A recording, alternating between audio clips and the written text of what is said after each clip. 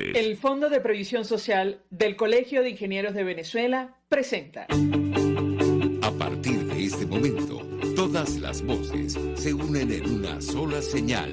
RCR presenta Conexión 750 con María Alejandra Trujillo.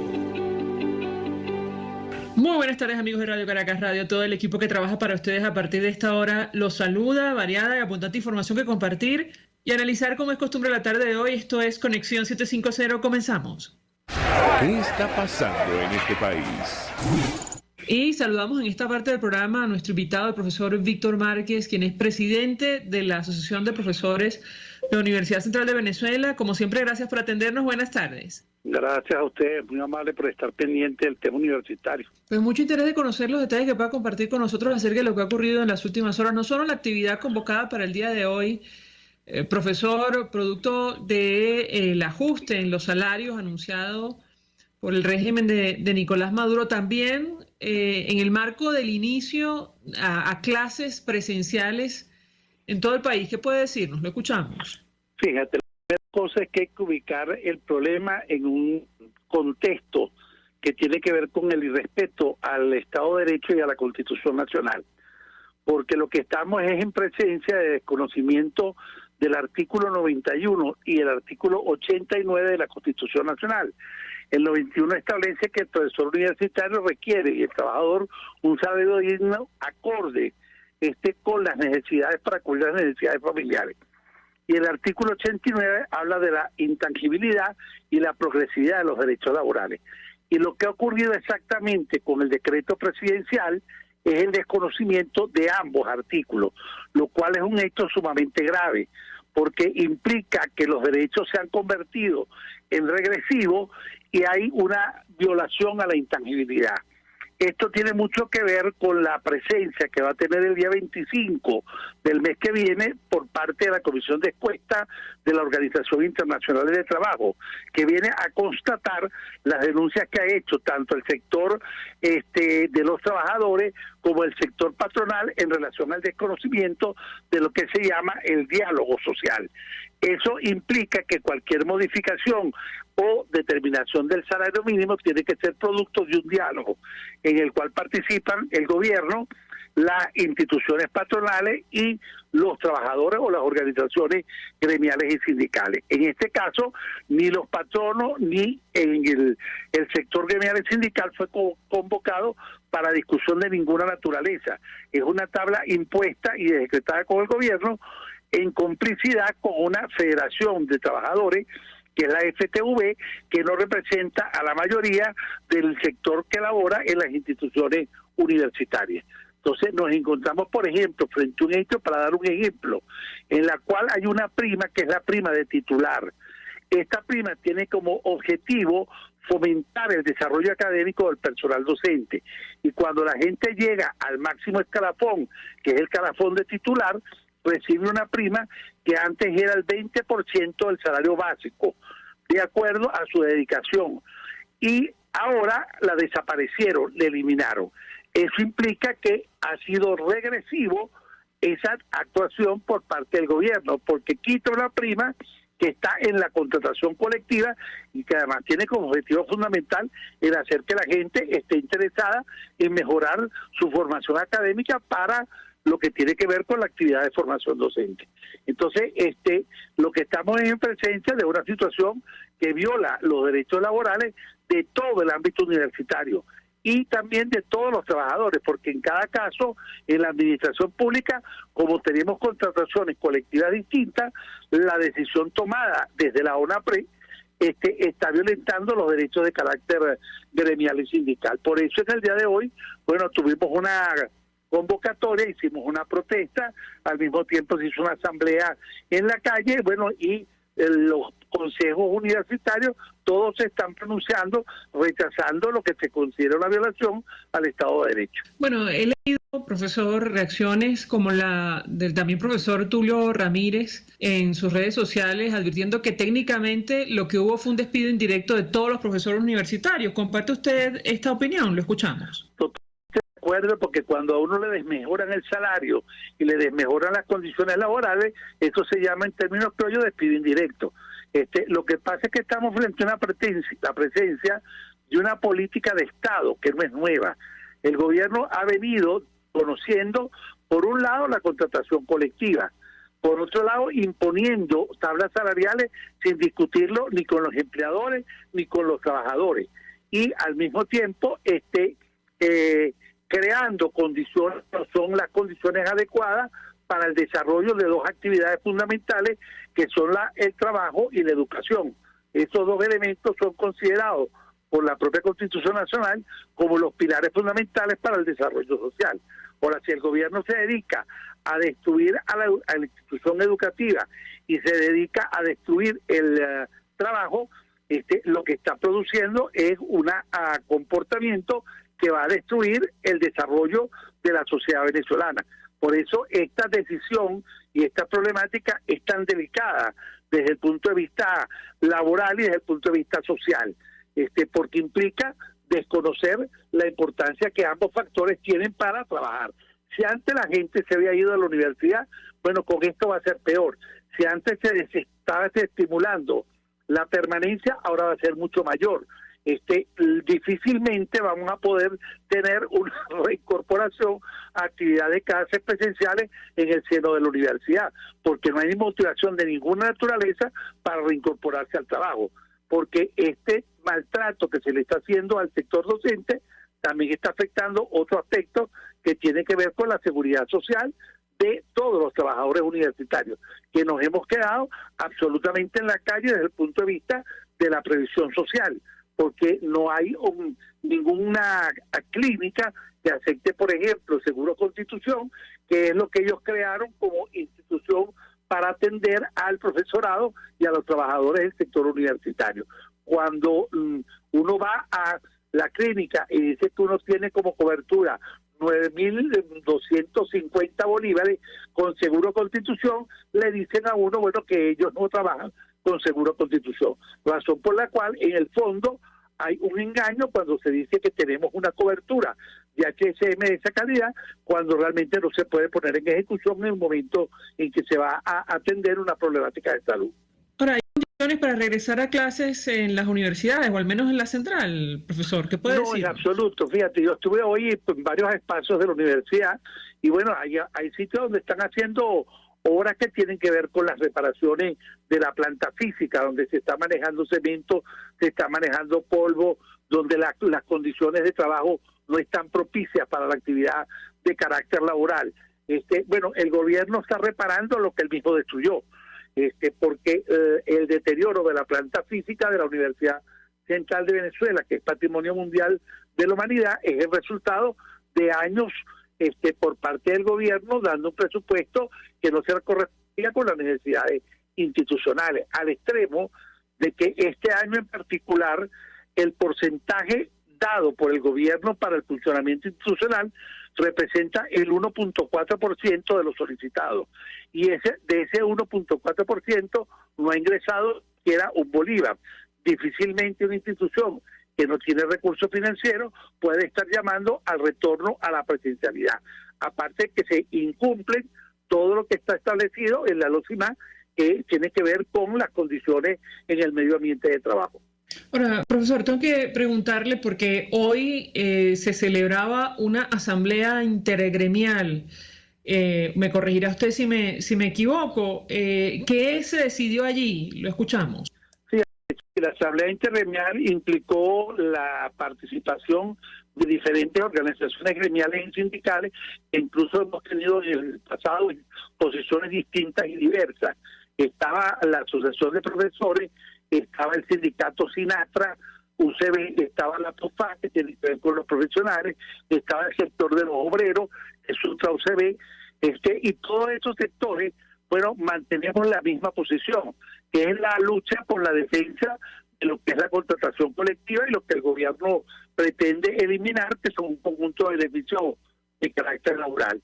Por eso, bueno, ahí en esa asamblea se acordó continuar la lucha en defensa de las condiciones de vida y de trabajo del sector universitarios. Hay algunas organizaciones que ya tenían previamente programada una movilización hacia la OPSO el día miércoles y otra movilización, si no me equivoco, el día viernes, pero para el Ministerio del Trabajo. En el caso de la Asociación de Profesores, nosotros vamos a consultar en reunión de junta directiva y veremos la posibilidad de incorporarnos a estas actividades. En todo caso, lo que sí es importante es que sectores que pensábamos distintos, en este momento estamos todos unificados en torno a un mismo objetivo, que es la defensa de las condiciones de vida y de trabajo de los trabajadores universitarios. Si me permite, profesor, tenemos que hacer una pausa para publicidad. Al regreso quisiera referirme a varios temas. Uno de ellos tiene que ver con la condición de vida de los profesores universitarios. He leído algunos estudios publicados, sobre todo hoy, en el marco de esta actividad, donde advierten que la mayoría de los profesores viven dedicándose a actividades al margen de las universidades. Al regreso quisiera contrastar esta información con lo que ustedes manejan. Si me permite, al regreso le doy la palabra para contestar. Ya venimos. Usted está viendo Conexión 750 con María Alejandra Trujillo. Solo por RCR 750, porque lo bueno une. Puedes seguirnos en nuestras redes sociales. En Twitter, @RCR750. La radio que se ve. Mensaje del ingeniero José Peraza, tesorero del FONPRES CIB. Estimado colega ingeniero arquitecto y profesional afín, el Colegio de Ingenieros de Venezuela y el Fondo de Previsión Social, preocupado por la salud de tu familia, ha diseñado un sistema de salud integral que coloca a tu disposición y que contiene asistencia primaria de salud, ambulancia, hospitalización, cirugía, oftalmología, dermatología, fisioterapia, psicología, odontología, farmacia y funerario. Para mayor información, visítanos a nuestros portales cib.net.be, fonprescib.net.be, Colegio de Ingenieros de Venezuela, construyendo futuro. El que sabe de sabor sabe de saber que Del Corso es la clásica pastelería italiana de Caracas. Qué ricos sus dulces típicos tradicionales, como los auténticos cannoli, la sfogliatella o la cola de langosta, no tienen comparación. La pasta seca de almendras y chocolate o su gran variedad de tortas, cumpleaños, bodas, bautizos o comuniones, reuniones familiares o eventos corporativos. Teléfonos 0212-941-1971. Pastelería Del Corso, la pastelería italiana por tradición y excelencia. Un espacio que analiza y debate la coyuntura política, económica y social de nuestro país. Acompañe cada mañana a la periodista María Alejandra Trujillo en Palabras más, palabras más, palabras menos. Palabras más, palabras menos. Informes, entrevistas, análisis y discusiones sobre los temas de actualidad. Es lo que más se puede dar, es lo de siempre. Palabras más, palabras menos. De lunes a viernes, de 7 a 8 de la mañana, por RCR 750 AM. Palabras más, palabras más, palabras menos. Voz de América. Información precisa, completa, veraz, objetiva e independiente. Directo a tu pantalla. De lunes a viernes a las 2 de la tarde por RCR 750. RCR 750 AM. Porque lo bueno une. El poder de la comunicación en tus manos. Conexión 750 con María Alejandra Trujillo. Solo por RCR 750. La radio que se ve. Continuamos, amigos, en Conexión 750, hablando acerca del regreso a clases presenciales en nuestro país, pero además la situación de los profesores universitarios. Nos acompaña Víctor Márquez, presidente de la Asociación de Profesores de la Universidad Central de Venezuela. Yo le he dejado una inquietud acerca de algunos datos que hemos visto en redes sociales, que quisiera contrastar esa información con usted, que hablan de la situación precaria de los profesores, como prácticamente yo le diría todos los profesionales o buena parte de los profesionales en nuestro país, que tienen que dedicarse a actividades al margen de la universidad para poder sobrevivir en las actuales circunstancias. ¿Qué puede decirnos? Lo escuchamos. Sí, mira, efectivamente la mayoría del profesorado está ya inmersa en la franja de la pobreza. Así como en el pasado un profesorado universitario tenía adecuadas condiciones de vida y de trabajo que le permitían comprarse una vivienda digna, bueno, en ese momento el salario ni siquiera le alcanza para comer, porque si nos vamos a lo que es más o menos el promedio del ingreso en términos de dólar del profesor universitario, no pasa de 50 a 60 dólares, y eso implica $2 al día, y eso implica que está dentro de la franja de la pobreza. Lo que está aumentando es la pobreza en términos general en el ámbito universitario, al extremo de que nosotros hemos, en el caso de la Asociación de Profesores, hemos tenido que desarrollar un programa de carácter solidario con el personal docente que está en situación de inseguridad alimentaria, que se llama el Programa de Atención Alimentaria al Personal Docente. Este es un programa que se nutre de las donaciones hechas por algunas instituciones y por personas individuales para ayudar a aquellos profesores cuyos ingresos no le permiten tener una alimentación adecuada y por lo tanto tener una salud que le permita defenderse frente a cualquier situación de enfermedad. Nosotros pasamos una encuesta a cerca de 700 profesores, de los cuales 100 profesores calificaron para recibir este tipo de ayuda humanitaria. Ayuda humanitaria que, bueno, no la podemos garantizar de manera recurrente a menos que nos lleguen las donaciones correspondientes, y en este momento estamos trabajando en ese sentido, en ampliar la base de donantes, pero lo que pone claramente en evidencia que ya no depende el profesor de su propio trabajo, sino que requiere del auxilio de instituciones y de personas en buena medida para poder subsistir y para poder alimentarse. Y esto está ocurriendo particularmente con el personal jubilado, que tiene que ver con personas de la tercera edad, que bueno, no pueden dedicarse a otro tipo de por la edad que ya tienen, donde los gastos que tienen son relativamente elevados en relación con el salario que perciben, porque antes, por ejemplo, una persona compraba un apartamento modesto de la clase media y el dinero le alcanzaba para pagar el condominio, pero ahora pagar el condominio le lleva el 100% del salario. Entonces, ¿con qué se alimenta y con qué compra los medicamentos que requiere por ser una persona de la tercera edad y por tener enfermedades de carácter crónica? Entonces, sí, lo que estamos viendo es un drama humano. Por eso la denuncia que hemos hecho los sectores gremiales, pero también las autoridades universitarias, es que hay una violación de derechos humanos por parte del gobierno.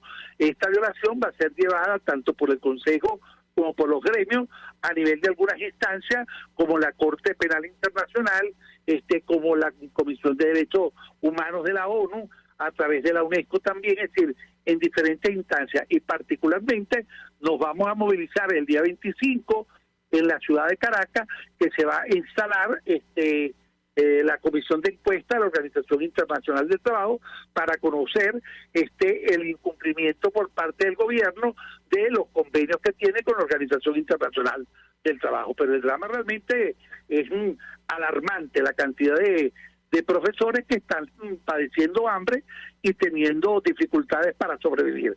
Algunos lo hacen, bueno, trabajando en otro tipo de actividades para poder complementar el menguado ingreso que tienen.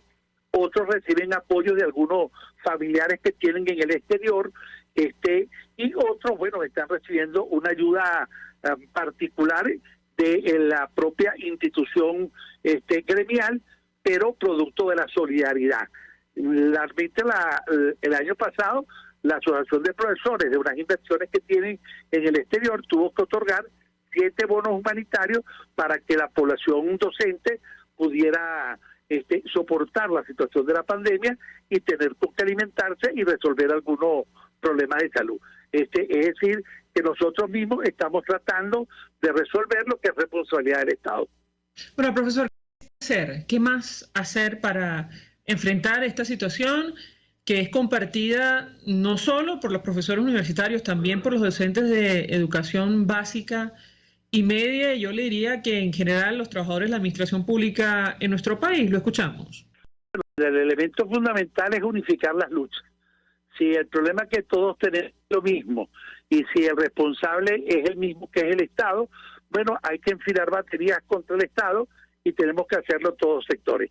Eso implicaría que en vez de luchar cada quien por separado, unifiquemos la lucha y presentemos un pliego conflictivo con una declaración.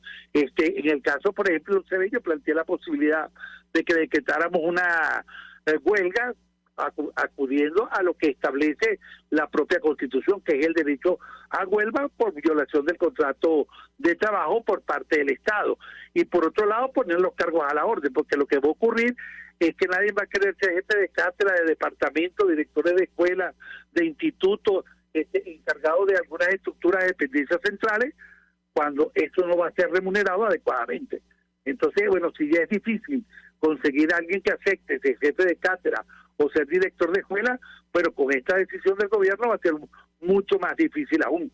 Ahora, esto de unificar las luchas es un planteamiento que hemos escuchado durante muchísimo tiempo. ¿Por qué no ha sido posible, profesor, en su opinión?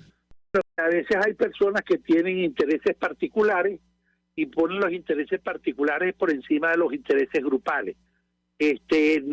Nosotros en general desde la Asociación de Profesores hemos ido permanentemente promoviendo la unificación de la lucha de todos los sectores, y la mejor evidencia de ello fue el extraordinario acto que se realizó en el aula magna promovido por la asociación, que se llamó Venezuela Unida no se rinde.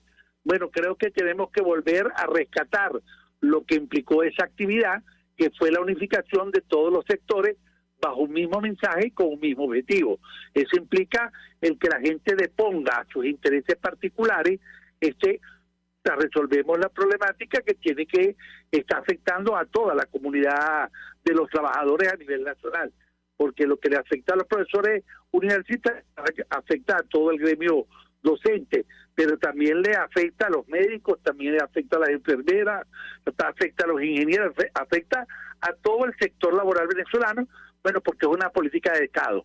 Es decir, el Estado no discute la contratación colectiva, el Estado impone tablas salariales y las impone, bueno, utilizando la mayoría de las veces decretos presidenciales o en complicidad, como en el caso universitario, con una federación de maletín que no representa a nadie, pero que ellos utilizan como instrumento para señalar que, bueno, esto fue discutido con los trabajadores que están representados por la Federación de Trabajadores Universitarios de Venezuela, que lo que en el fondo es el partido de gobierno del PCV, no es una organización sindical, sino es una organización de carácter político.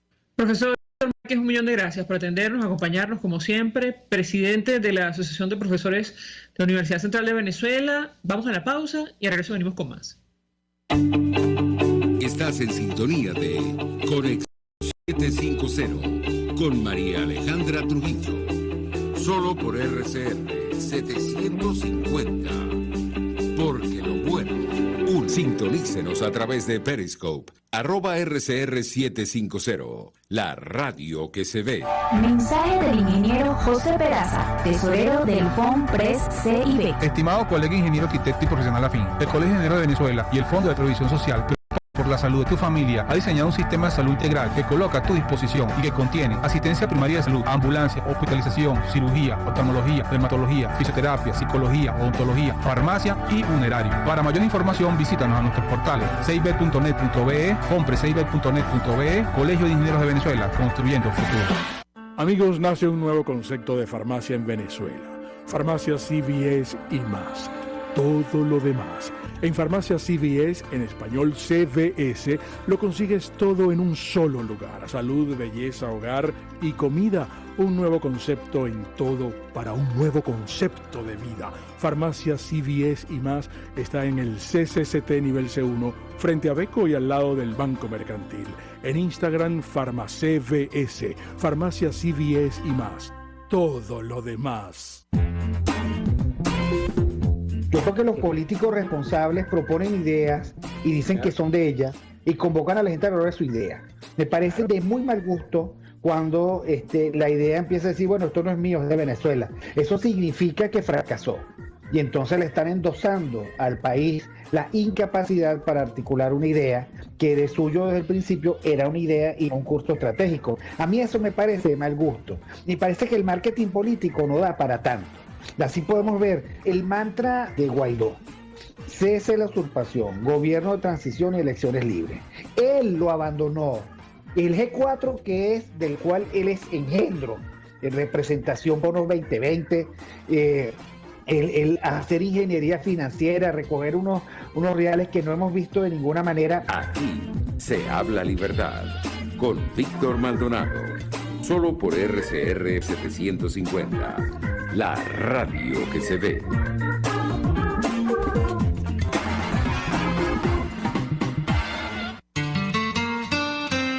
RCR 750 AM, porque lo bueno une.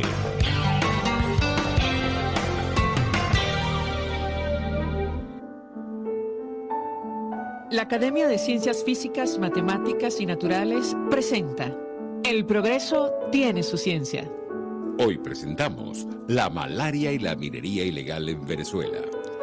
En 1961, la Organización Mundial de la Salud reconoció a Venezuela como el primer país en haber erradicado la malaria, gracias a un efectivo programa de control liderado por el doctor Arnoldo Gabaldón. Hoy, sin embargo, esta terrible enfermedad diezma a comunidades enteras al sur de Venezuela, debido en parte a la creciente minería ilegal en esta región. En los últimos 5 años, la incidencia de la malaria en Venezuela alcanzó una tasa de casi 800 casos por 100.000 habitantes, una cifra sin precedente en América Latina. El doctor Oscar Noya, del Instituto de Medicina Tropical de la Universidad Central de Venezuela, junto a otros investigadores, demostró una clara correlación entre la reemergencia de la malaria y el crecimiento de la minería artesanal ilegal en el sur del país. ¿Qué tiene que ver la minería ilegal con la malaria? El parásito que causa la enfermedad se transmite entre humanos por la picada de mosquitos anofelinos, especialmente en las zonas selváticas del sur del país. En los últimos años, la minería ilegal ha ocasionado grandes migraciones hacia estas zonas selváticas ricas, no solo en los preciados minerales, sino en mosquitos infectados con el parásito causante de la malaria. Los mineros, que a menudo pernoctan casi a la intemperie en áreas altamente infestadas por estos mosquitos, adquieren la enfermedad y la propagan a donde quiera que vayan, incorporándose así al ciclo de transmisión de la malaria. Sin intervenciones oportunas para reducir la transmisión del parásito, la malaria se extiende rápidamente. Es así como las enfermedades nos ganan cuando damos la espalda a la ciencia. El progreso tiene su ciencia. La Academia de Ciencias Físicas, Matemáticas y Naturales presentó El progreso tiene su ciencia. RCR 750 AM, porque lo bueno une.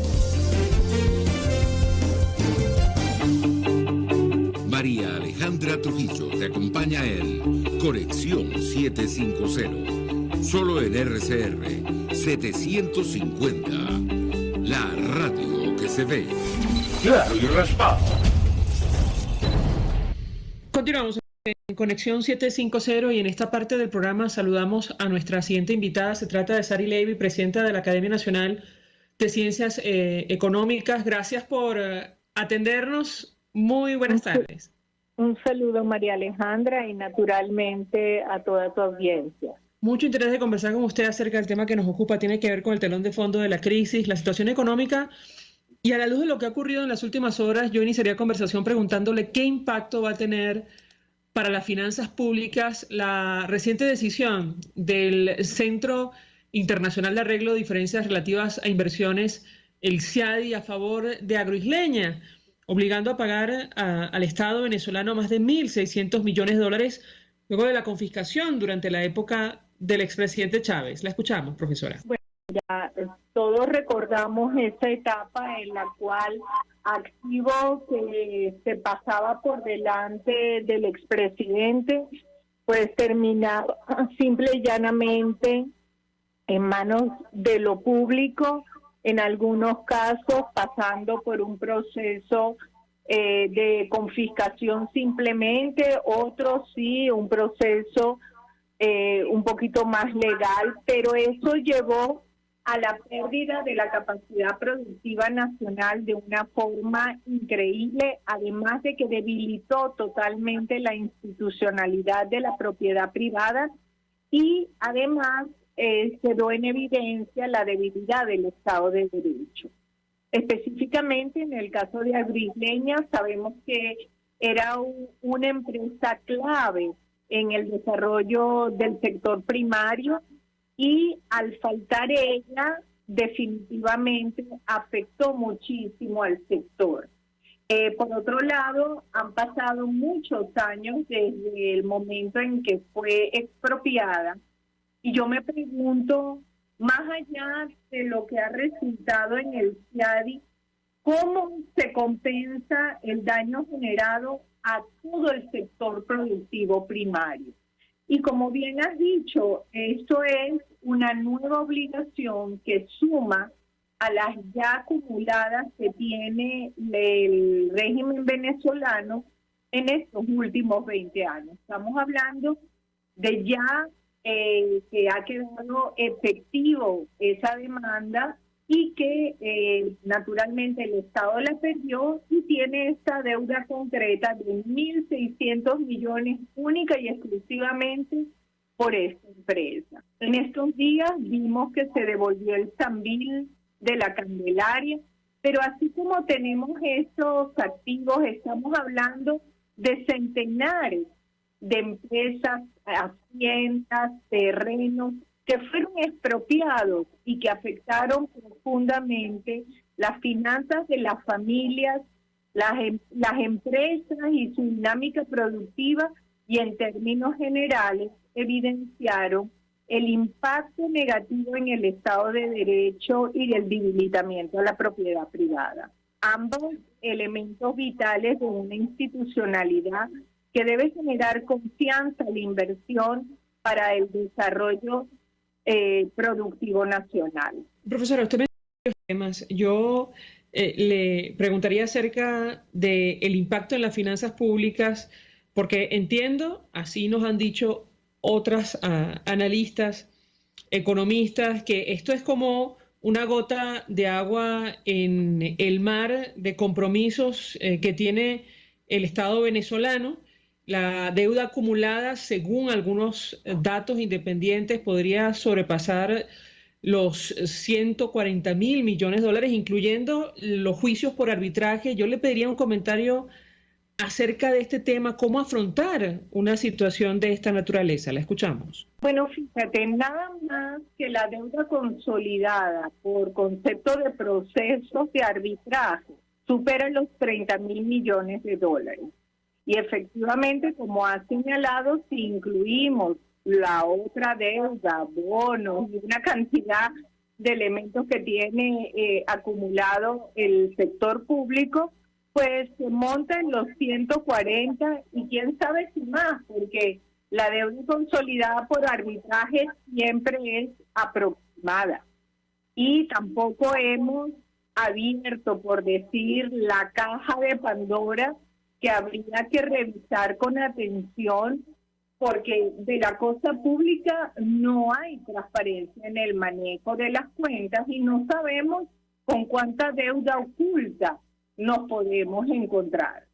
Entonces, si tú piensas en la deuda consolidada de la República, la deuda consolidada de PDVSA, la deuda comercial y la deuda por litigio, no es que son 140, es que definitivamente supera los 165.000 millones de dólares. Entonces estamos hablando de unos montos que el fisco en este momento no puede honrar. La situación productiva del país no puede cubrir eso fácilmente, por lo que definitivamente hay que entrar en un proceso de reestructuración. Pero para ello se necesita un Estado que genere confianza, un Estado que definitivamente sea reconocido internacionalmente y que a los acuerdos que arribe, pues la gente sienta que efectivamente los va a cumplir. Y esta realidad no es la que tenemos en este momento, de ahí la situación tan compleja que estamos viviendo en el país. Ahora, para que la audiencia se haga una idea, ¿qué porcentaje de esta deuda acumulada adquirió el Estado durante la época del chavismo? Porque Esto ocurrió en buena medida en momentos en los cuales Venezuela atravesó por un boom petrolero. ¿Qué puede decirnos? La escuchamos. Bueno, digamos, lo profundamente grave es que el país se endeuda profundamente en estos 160 y tantos mil millones de dólares, justamente en el momento en el que recibía la mayor cantidad de ingresos por el tiempo más prolongado que Venezuela ha tenido un boom. Porque Venezuela ha tenido boom en la década de los 70, pero le duraban, digamos, 2, 3 años. Luego tuvo un siguiente periodo en el 78, y luego más bien lo que tuvimos fue una reducción del precio del petróleo, sobre todo en la década de los 90. Pero entre el 2004 y el 2014, los precios petroleros no solamente estaban elevados, sino que las ventas que por ese concepto se realizaban eran importantísimas.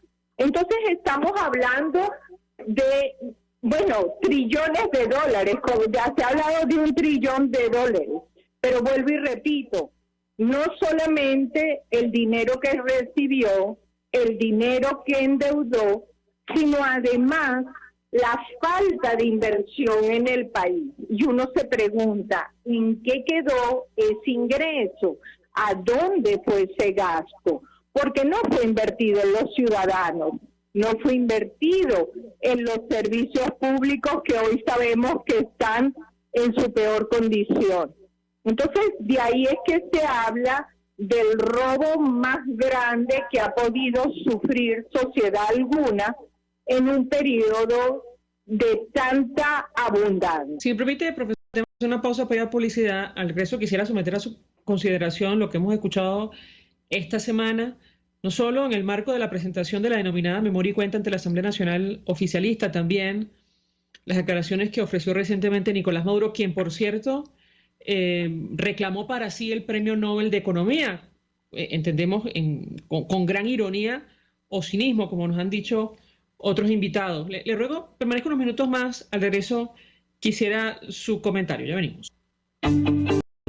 Escuchamos Conexión 750, solo por RCR 750, la radio que se ve. Puedes seguirnos en nuestras redes sociales. En Twitter, @RCR750, la radio que se ve. Mensaje del ingeniero José Peraza, tesorero del FONPRES CIB. Estimado colega ingeniero arquitecto y profesional afín, el Colegio de Ingenieros de Venezuela y el Fondo de Previsión Social, preocupado por la salud de tu familia, ha diseñado un sistema de salud integral que coloca a tu disposición y que contiene asistencia primaria de salud, ambulancia, hospitalización, cirugía, oftalmología, dermatología, fisioterapia, psicología, odontología, farmacia y funerario. Para mayor información, visítanos a nuestros portales cib.net.be, fonprescib.net.be, Colegio de Ingenieros de Venezuela, construyendo futuro. Mis amigos, una empresa comprometida y responsable con su personal es una empresa segura, y Produzca es la compañía pionera en Venezuela que ofrece la mayor cantidad de equipos de comprobada calidad para garantizar la seguridad integral de toda la nómina industrial de cualquier empresa. El catálogo de Produzca es inmenso, todo tipo de guantes, cascos, accesorios y productos varios de protección para tu personal. Conoce más de Produzca en www.produzca.com. Produzca, seguridad en tu empresa de los pies a la cabeza. Ante el agobio diario, siempre se agradece una pausa. De lunes a viernes, Verónica Oliveros te trae un cafecito para el alma en Sin Estrés, la revista radial de Radio Caracas Radio, con música, cultura, salud, emprendimiento, terapia, astrología y más. Cada tarde a las 3 nos ponemos en modo Sin Estrés por RCR, la radio que se ve. Mis amigos, quiero invitarlos a que me acompañen en vivo todos los días de 8 a 9 de la mañana a disfrutar de nuestro programa por todos los medios. Periodismo independiente, con nuevas ideas, nuevas opiniones, Nueva Venezuela y sus secciones. Dice mi vecina, está circulando y otro nivel. Corran la voz No me fallen por todos los medios por aquí, por RCR 750, la radio que se ve. La radio que se ve. RCR 750 AM, porque lo bueno une. El poder de la comunicación en tus manos. Conexión 750 con María Alejandra Trujillo. Solo por RCR 750, la radio que se ve. Continuamos, amigos. Conexión 750, hablando acerca del telón de fondo de esta crisis, la situación económica. En esta parte del programa nos acompaña la profesora Sari Levy, presidenta de la Academia Nacional de Ciencias Económicas de Venezuela.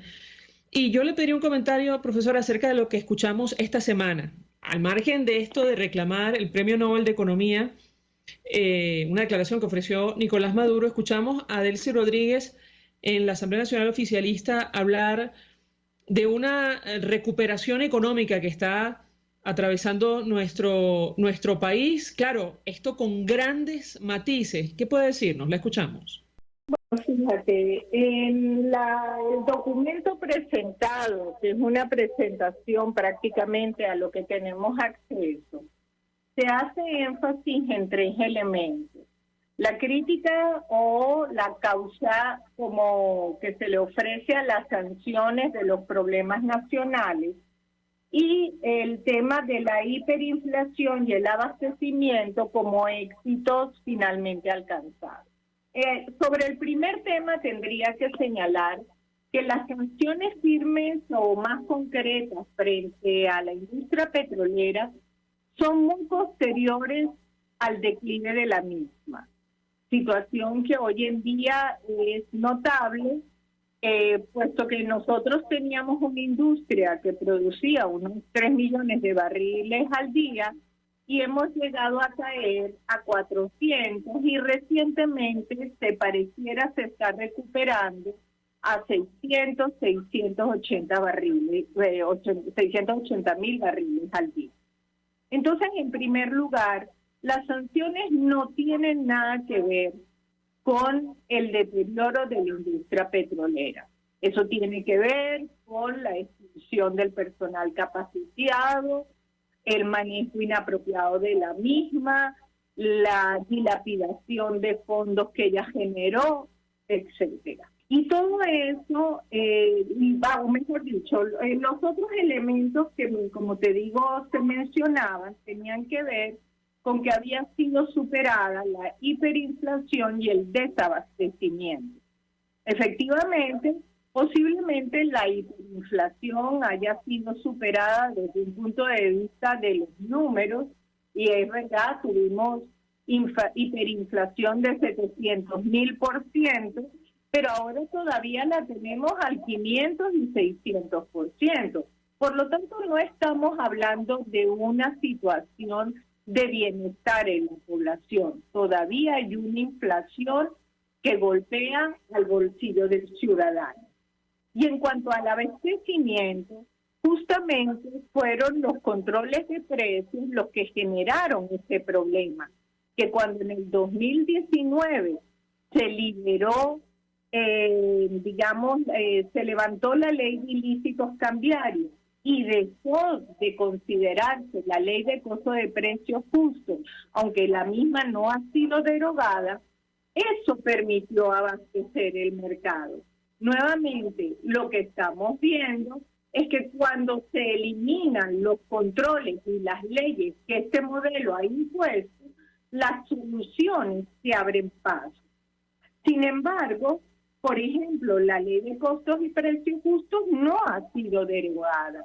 Cualquier momento puede ser nuevamente aplicada y echar para atrás los pocos avances logrados. Prueba de ello también es el impuesto a las grandes transacciones financieras que pretende pesar el uso de la divisa, que fue lo que logró en parte estabilizar las expectativas y poder generar una pequeña dinámica económica. Por lo tanto, yo no me atrevería bajo ningún concepto en hablar de recuperación económica, porque una recuperación económica exige una dinámica endógena que se alimente a sí misma. Necesita una institucionalidad virtuosa, Estado de Derecho, respeto a la propiedad privada, reglas claras, transparencia en el manejo de la cosa pública y otra cosa muy importante, frecuencia, oportunidad y transparencia en la entrega de datos oficiales. Nosotros no tenemos una encuesta industrial desde el año 2007. Los datos sobre el núcleo inflacionario desaparecieron aproximadamente en el 2013. Los datos de exportación, de producción, inclusive entra a la página del CENIAT y te darás cuenta que no hay información sobre los pagos realizados por los ciudadanos y los ingresos del fisco. Entonces, ¿cómo hablar de recuperación en un entorno como el que estamos señalando? Ahora, que he contrastado, profesora, si me permite, con representantes del sector productivo de nuestro país y, bueno, no se corresponde de todo con la realidad. Y me refiero concretamente al sector alimentos. Decía Delcy Rodríguez en la Asamblea Nacional Oficialista que en 2017 el abastecimiento de alimentos en nuestro país apenas alcanzaba 20%. Y en 2021 alcanzamos el 89%. Nos han dicho, por ejemplo, desde Fedeagro, que, bueno, probablemente ha mejorado el abastecimiento, pero porque se ha reducido la capacidad de compra y de consumo de los venezolanos. ¿Qué opina usted sobre este tema? La escuchamos. Bueno, mira, como bien hemos dicho en múltiples ocasiones, desde el 2013 hasta la fecha, el tamaño de la economía venezolana se ha reducido sustancialmente. Hablamos de una economía que es un 20, un 25% de lo que era en aquel momento, y eso nos habla, por supuesto, de que su correspondiente consumo es un 20 o un 25%. Entonces, no es que, digamos, el abastecimiento es completo, sino que ese pequeño mercado que tiene capacidad de compra está abastecido. Pero los grandes contingentes de la población venezolana no tienen los ingresos suficientes para ir al mercado y consumir. Es más, los hábitos de consumo en el venezolano han cambiado sustancialmente y el consumo proteico se ha reducido profundamente. Entonces, realmente lo que nosotros estamos viendo es un incremento de importaciones y un conjunto de establecimientos de alta gama que dan la sensación de recuperación. Hoteles, restaurantes, bodegones, pero eso no es la dinámica general de una economía y mucho menos cuando uno ve todavía en prácticamente todas las calles del país ciudadanos que lamentablemente tienen que hurgar la basura para comer. Entonces, la verdad es que resulta insensible al dolor ajeno y a la necesidad del venezolano hablar de que estamos en profunda recuperación sin tener conciencia ni responsabilidad sobre el daño de las políticas que fueron implementadas, porque solamente así estaremos claros y seguros que no se seguirán aplicando. Peor aún, profesora, si me permite, nos decía Susana Rafali, experta en nutrición y quien trabaja directamente con Cáritas, que las agencias internacionales, sobre todo de Naciones Unidas, que están trabajando en el terreno de nuestro país y toman por buenas las palabras del régimen venezolano, podrían voltear hacia otra parte en momentos en los cuales se avisora una crisis en el sector alimentos producto de la guerra en Ucrania. ¿Qué opina usted? La escuchamos. Bueno, pues mira, nadie mejor que Susana para hablar sobre este tema, porque ella es experta en el mismo. Y además, digamos, sumaría su planteamiento a las encuestas de COVID, que ahora resulta que de la noche a la mañana mucha gente quiere negar la validez de las mismas, tratando de obviar lo que ha dicho en este caso la Universidad Católica Andrés Bello sobre la pobreza en el país. No podemos confundir un pequeño calentamiento comercial de alta gama con el bienestar, con la alimentación, con la sostenibilidad, ni mucho menos con la recuperación económica ni el desarrollo de un país. Para eso todavía nos faltan kilómetros. Finalmente, profesora, ¿es posible pensar en una verdadera recuperación económica de nuestro país si no hay Estado de Derecho, si no hay división de poderes, como recientemente lo reconoció Francisco Ameliash, dirigente de la Asamblea Nacional Oficialista? La escuchamos. Mira, creo que de ese tema también hemos hablado en múltiples ocasiones, María Alejandra. Como sabes, yo soy insistente en ese tema. Sin una institucionalidad subyacente virtuosa, difícilmente, por no decir imposible, un país puede salir adelante.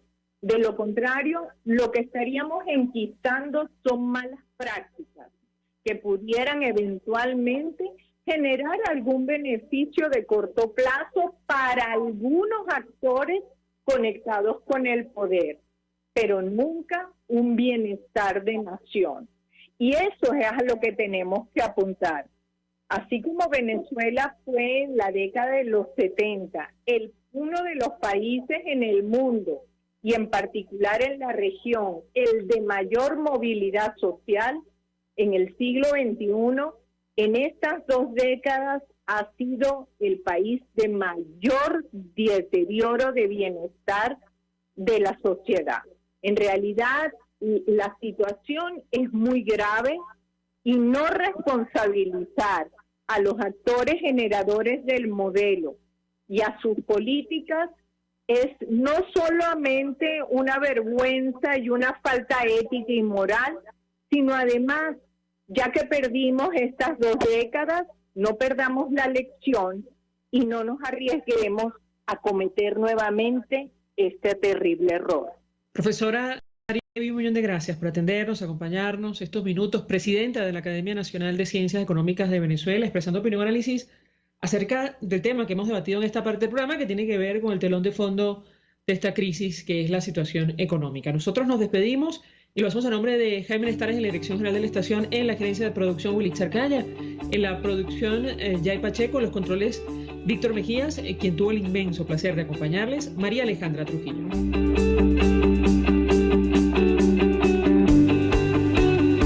El Fondo de Previsión Social del Colegio de Ingenieros de Venezuela presentó. RCR presentó Conexión 750 con María Alejandra Trujillo. Solo por RCR 750. La radio que se ve.